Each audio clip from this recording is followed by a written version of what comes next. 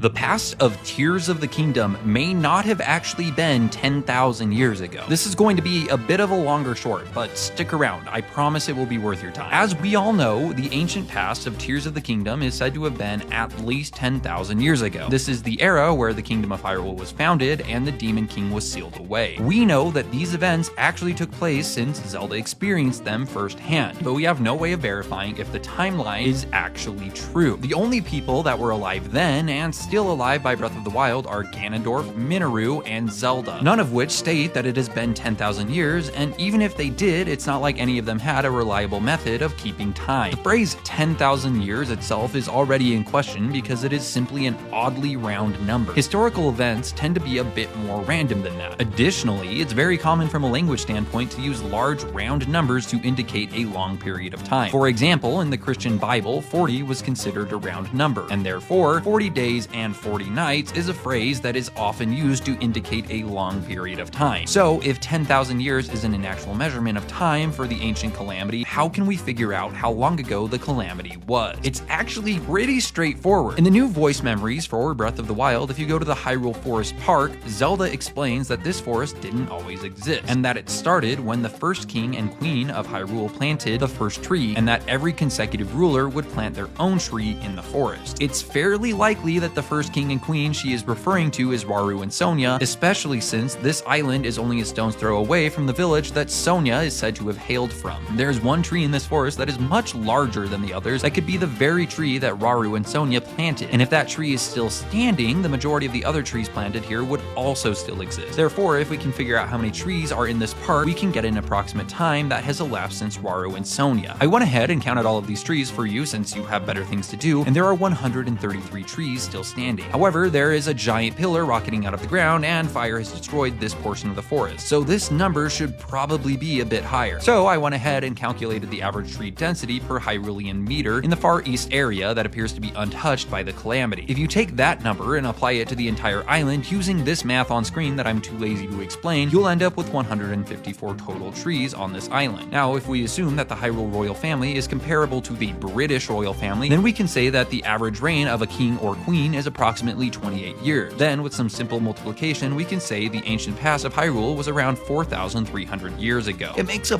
bit more sense that the Hyrulean history doesn't literally stretch back tens of thousands of years. Also, since we are talking about numbers already, I'm about 1,000 subscribers away from 69,420 subscribers, so if you could help me get there, that would be super cool.